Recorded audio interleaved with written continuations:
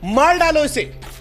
मेघालय की वादियों में सोनम के द्वारा कहे गए ये सिर्फ 3 शब्द नहीं थे, ये वो खंजर था जिसने एक पति के सीने को नहीं बल्कि उस रिश्ते को छलनी कर दिया जिसे हम और आप शादी कहते हैं। सोनम की उस एक आवाज में एक इंसान का अंत नहीं हुआ था, एक विश्वास का जनाजा उठा था। यह सिर्फ एक हत्या नहीं थी, यह 7 फेरों को चीरती हुई चीख थी। यह उस विश्वास का कत्ल था जो 7 फेरों की कस्मों में पिरोया जाता है। यह उस भरोसे का कत्ल था जिसमें शादी के बंधन में बंधने पर एक दूसरे से सुख दुख में साथ निभाने का वादा किया जाता है।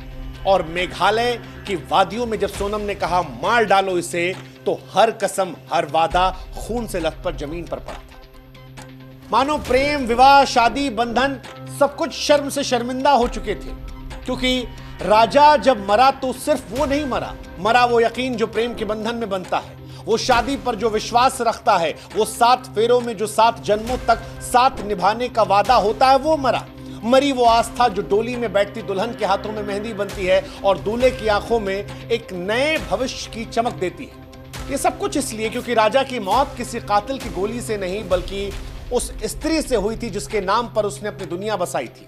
एक ऐसा विश्वासघात जो इंसानियत के गाल पर तमाचा बनकर पड़ा। और अब मानो राजा ये पूछ रहा होगा कि सोनम तुम कैसे कर सकती हो। यकीनन राजा की जब सांसें निकल रही होंगी तो ये पूछ रहा होगा कि सोनम तुम कैसे कर सकती हो, तुम्हारे साथ तो मैंने 7 फेरे लिए थे, तुम कैसे मुझे मारने का आदेश दे सकती हो। जो कहानी पुलिस ने बताई है ऑपरेशन हनीमून के नाम से, वो कहानी इतनी डराने वाली है कि शादी जैसे पवित्र बंधन से विश्वास उठ जाएगा।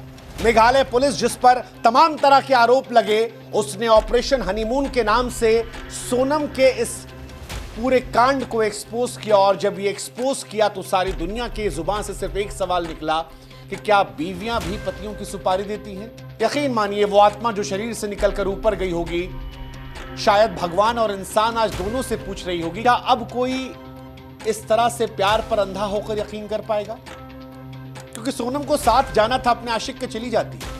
किसी मासूम को मारने की जरूरत क्या थी?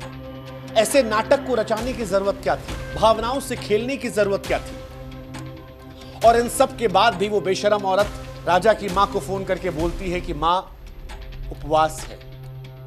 अब जाकर बेटे की मां को पता चला है कि उस दिन उसकी बहू का उपवास नहीं था, उसके बेटे की मौत का वो भोज कर रही थी। वो औरत जिसे वो अपनी बहू बनाकर लाई थी, वो उनके बेटे की मौत पर जश्न मना रही थी। 23 मई 2025 मेघालय की घाटियों में हत्या होती है और अब पुलिस ने ऑपरेशन हनीमून के जरिए बताया है कि ये हत्या नहीं, एक नाटक था जिसकी डायरेक्टर खुद सोनम थी। मेघालय पुलिस ने जो खुलासे किए हैं वो आपके पैर तले जमीन खिसका देंगे, क्योंकि इंदौर के राजा रघुवंशी की हत्या के मामले में यह खुलासा हुआ है कि सोनम ने डबल प्लानिंग की थी। उसने अपने पति राजा के साथ फ्लाइट के टिकट बुक करवाए और 4 आरोपी जिसमें राज कुशवाहा, आकाश राजपूत, आनंद और विशाल है, इनकी ट्रेन का टिकट कटाया। सोनम राजा को जबरदस्ती गुवाहाटी स्थित कामाख्या देवी दर्शन के लिए गई थी। सोनम ने बिना राजा से पूछे टिकट बुक कराए क्योंकि यह उसकी प्लानिंग का हिस्सा था। शादी के बाद सोनम अपने मायके में थी और उसी दौरान उसने 2 सिम खरीद ली। सोनम का आशिक राज सोनम के पिता की दुकान पर काम करता था, इसीलिए सोनम ने आसानी से एक सिम राज को दे दिया और दूसरा अपने पास रख लिया। प्लानिंग पूरी थी, हम फ्लाइट से जाएंगे, तुम ट्रेन से आओगे। 20 मई को राज जब रेलवे स्टेशन पहुंचा तो न जाने कि उसका मन बदल गया और वो ट्रेन में नहीं बैठा। राज ने अपना सिम अपने दोस्त विशाल को दे दिया और इसके बाद सोनम विशाल से बातचीत करती रही। विशाल ने ही बताया कि राज उसके साथ नहीं आया है। ये वही विशाल है जिसने राजा के सिर पर मारा जब सोनम ने कहा मार डालो इसे। हालांकि विशाल का भी मन राजा को मारने से बीच में बहक गया था, उसने कहा नहीं मारते, लेकिन सोनम ने कहा प्लान के मुताबिक काम होगा। मेघालय पुलिस ये कहती है कि शिलांग में राजा रघुवंशी की हत्या उसकी पत्नी सोनम रघुवंशी ने करवाई थी। सोनम ने अपने प्रेमी से कहा था कि चलो ठीक है, पापा के कहने पर मैं शादी कर ले रही हूं, लेकिन अपने पति को मैं रास्ते से हटा दूं। कई सारे स्क्रीनशॉट्स वायरल हुए हैं जहां पर सोनम अपने आशिक से कह रही है कि वो मेरे करीब आने की कोशिश कर रहा है, मुझे उलझन हो रही है। सवाल फिर वही उठता है कि अगर उसे साथ नहीं रहना था तो उसे मारने की जरूरत क्या थी? और ये सारे आरोपी जो है ये सब सोनम के इशारों पर काम कर रहे थे। जिस होटल में सोनम और राजा रुके थे वहीं कुछ दूरी पर यह भी कमरा लेकर रुके और तीनों हथियार लेकर घूम रहे थे। इंतजार कर रहे थे कब सोनम कहेगी और कब ये मार देंगे। और इनका प्लान था कि एक ऐसे इलाके में हत्या करेंगे जहां जंगल हो और सीसीटीवी कैमरा ना हो, ताकि दिखाया जाए कि लूटपाट हुई है। ये आरोपी बताते हैं अब पुलिस को कि जब पहाड़ी पर चढ़ते थक गए थे तब इनका मन किया कि अब ये हत्या का प्लान हटा देते हैं, लेकिन सोनम ने कहा मैं और पैसे दूंगी, मेरे पति को मार दो। और इसी के बाद इस हत्याकांड को अंजाम दिया गया। हत्याकांड से पहले सोनम ने सास को कॉल किया और अपनी सास को कॉल करने के बाद इसके कातिलों को संकेत दे दिया। हैरानी है कि एक पत्नी अपने पति की हत्या की साजिश इस तरह से प्लान कर सकती है। हैरानी इस बात की भी है कि हत्या करने के बाद 25 किलोमीटर सोनम इन्हीं कातिलों के साथ घूमती रही। एक अनजान जगह पर गई, इन आरोपियों को नकद में पैसे दिए और कहा कि बचे हुए पैसे मैं तुमको बाद में दे दूंगी, मुझसे संपर्क मत करना। उन बाकी 3 लोगों संपर्क काट दिया और अपने प्रेमी राज से दूसरे सिम के जरिए लगातार संवाद कर दिया। सोनम इसके बाद गुवाहाटी से यूपी पहुंच गई। मानो उसे लगा कि अपने अपराध को बादलों में छुपा लेगी, लेकिन खून की गंध हवा को भारी कर देती है। मेघालय पुलिस ने गाजीपुर के ढाबे से उसे पकड़ लिया और जब उसके आशिक के सामने उसे पूछताछ में बिठाया गया तो उसने कबूल किया कि हां उसने मरवाया है। मेघालय पुलिस पर बड़े आरोप लगे थे कि आपके राज्य में लोग सुरक्षित नहीं हैं, लेकिन 29 लाख की आबादी वाले इस छोटे से राज्य में 11,000 पुलिसकर्मियों ने हर सीसीटीवी फुटेज खंगाला, हर मोबाइल टावर खंगाला और उसके बाद इस राज से खुलासा कर दिया कि कातिल कोई और नहीं बल्कि उसकी पत्नी थी। पर सवाल यह है कि इसमें राजा रघुवंशी का दोष क्या था? राजा ने तो सोनम से शादी की थी, सपने देखे थे, हनीमून की रंगीन वादियों में एक साथ जीने मरने की कस्में खाने के लिए वो गया था, लेकिन सोनम का दिल किसी और शख्स के पास था जो लकड़ी के कारखाने में एक मजदूर था। उसने उस मजदूर के लिए जिसके साथ 7 फेरे लिए, 7 जन्मों का वादा किया, उसको मार डाला। और इसीलिए आज सारी दुनिया यह सवाल पूछ रही है कि क्या ये वही रिश्ते हैं जिन्हें 7 जन्मों तक निभाने का वादा शादी में किया जाता है? क्या ये वही प्रेम है जिसे हम मांग का सिंदूर कहकर संवाद करते हैं? ये कहानी किसी प्यार में टूटी लड़की की नहीं है। ये कहानी उस समाज की है जहां एक तरफ बेटियों को देवी मानकर पूजने की परंपरा है और वहीं दूसरी तरफ बेटियां किसी के जिंदगी को अपनी नाखुशी का मलबा बना देती हैं। सोनम ने अपने पति को इसलिए नहीं मारा कि राजा बुरा इंसान था। सोनम ने इसलिए नहीं मारा क्योंकि राजा शराबी था या मारपीट करता था या दहेज मांग रहा था। उसने बस इसलिए मारा क्योंकि जिस इंसान से वो प्रेम करती थी वो राजा नहीं था, वो राज था। और सवाल इसीलिए है कि क्या यही क्राइटेरिया होगा किसी को मौत के घाट उतारने का, कि अगर मोहब्बत किसी और से की जाए और शादी किसी और से हो जाए तो क्या उसकी हत्या करवा दी जाए? क्या यही वो नई आजादी की परिभाषा है जिसमें ना चाहने का मतलब उसको मार डालना हो गया है? सोनम का अपराध सिर्फ एक हत्या नहीं है, वो उस हर लड़की का भरोसा तोड़ती है जो वाकई में एक अच्छे रिश्ते को निभाना चाहती है। उसने हर उस स्त्री के संघर्ष को मारा है जो वाकई में सम्मान की लड़ाई लड़ रही है। और सोनम कोई अकेली नहीं है।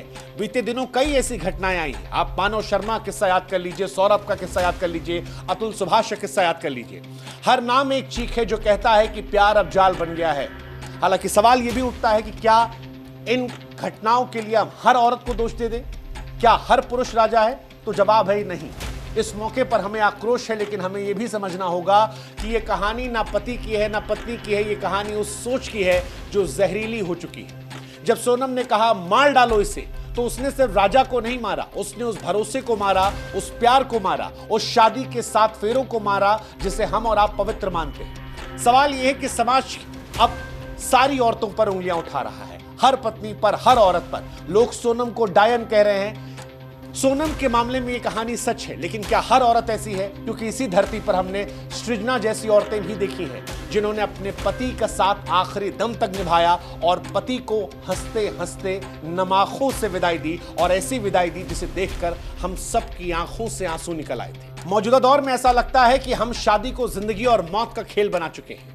माँ बाप बच्चों की जिंदगी में ठेकेदार बन बैठे हैं। सोनम के घरवाले भी इस पूरे घटनाक्रम में दोषी हैं, क्योंकि सोनम के घरवाले इस बात को जानते थे कि उनकी बिटिया का दिल कहीं और है, लेकिन इसके बावजूद उन्होंने इसलिए राजा के गले में बांध दिया क्योंकि मजदूर से शादी करवाना शायद समाज में उनकी शर्मिंदगी का वजह बनता। लेकिन इस शर्मिंदगी ने एक बेगुनाह की जान ले ली, किसी के लाल को छीन लिया। और क्या इसके लिए इनके परिवार वाले दोषी नहीं हैं? ये सवाल अपने आप में बड़ा महत्वपूर्ण है। ये सवाल बड़ा महत्वपूर्ण है। इस वक्त देश में कई लोग ऐसे हैं जो ये भी सवाल उठा रहे हैं कि क्या चाहती है औरत? औरत को आखिर क्या चाहिए? वैसे ये सवाल नहीं, एक तमाचा है, क्योंकि औरतें भी वही चाहती जो पुरुष चाहते हैं, प्यार, सम्मान, आजादी।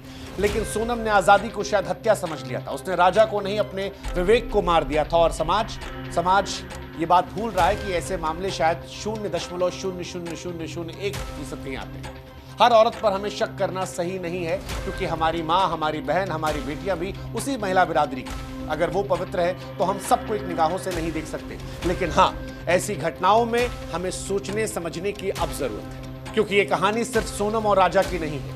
ये हर उस इंसान की कहानी है जो प्यार के नाम पर धोखा देता है। ये हर उस परिवार की कहानी है जो बच्चों की खुशी से ज्यादा अपनी इज्जत को तवज्जो देता है। ये उस समाज की कहानी है जो शादी को जिंदगी और मौत का खेल बना देती है। राजा ने सोनम पर भरोसा किया, लेकिन सोनम ने उसे चाकू से चीर दिया। लेकिन क्या हर औरत डायन है? क्या हर औरत से प्यार करने से पहले जासूसी होगी? क्या हर औरत जो आपके घर में, उस पर सवाल खड़े होंगे? ये सवाल शायद अतिशयोक्ति है, क्योंकि सोनम जैसी औरतें जहां विश्वासघात करती हैं, रिश्तों को कलंकित करती हैं, तो वहीं इस दुनिया में सृजना जैसी महिलाएं भी हैं जिन्होंने अपने पति का साथ आखिरी दम तक निभाया है। रावण और राम दोनों इस धरती पर बसे हैं। जहां पूतना है वहीं राधा है। कुछ मामले राजा, मानव शर्मा, सौरभ, अतुल सुभाष को आधार बनाकर शायद हम पूरे जेंडर को सवाल नहीं खड़ा कर सकते। जैसे ये सवाल मुश्किल है कि क्या अच्छी पत्नी मिलेगी, वैसे ही ये सवाल भी सच है कि हर साल हजारों महिलाएं घरेलू हिंसा, दहेज, प्रताड़ना, मानसिक उत्पीड़न का शिकार होती हैं। ऐसे में अच्छा पति मिलना भी चुनौती है। इस घटना ने हालांकि हमें सबक सिखाया है, वो सबक जो खून से लिखा गया। सोनम को सजा मिलनी चाहिए, लेकिन हमें भी ये समझना पड़ेगा कि हम अपने बच्चों की जिंदगी की आजादी को मत छीनें, क्योंकि शादी कोई जाल नहीं है, दो आत्माओं का मिलन होना चाहिए।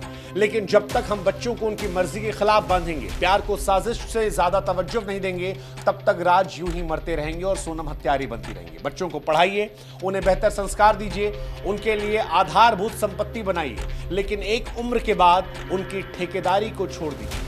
अगर सोनम को राज कुशवाहा के साथ जाने दिया गया होता तो शायद वो दोनों अपना छोटा मोटा संसार बना लेते। अच्छा बुरा जैसे भी होता, कम से कम राजा की सांसें चलती रहती। लेकिन माँ बाप कई बार ये सोचते हैं कि शादी हो गई तो लड़का सुधर जाएगा, शादी हो गई तो लड़की सुधर जाएगी। शादी में अपनी औलाद को सुधारने के लिए आप किसी और की जिंदगी बर्बाद ना करें, ये हमारी तमाम माँ बाप से अपील है। नहीं तो आप भी उस हत्या में उतने ही जिम्मेदार होंगे जितनी आपकी औलाद किसी और की जिंदगी को बर्बाद करने के लिए होगी। सोनम ने जो कुछ किया वो घृणित था, लेकिन क्या केवल हम उसे कोसकर चुप हो जाएंगे या उस सोच को बदलेंगे जो रिश्तों को जहर बनाती है? सवाल अब आप पर है कि क्या प्यार को हम मौका देंगे या शादी को जासूसी खेल बनाएंगे? जवाब भी आप पर है, क्योंकि मेघालय की वादियां अब खामोश है। राजा की आत्मा अभी भी पूछ रही है कि मैंने तो भरोसा किया था, फिर ये सजा क्यों मिली?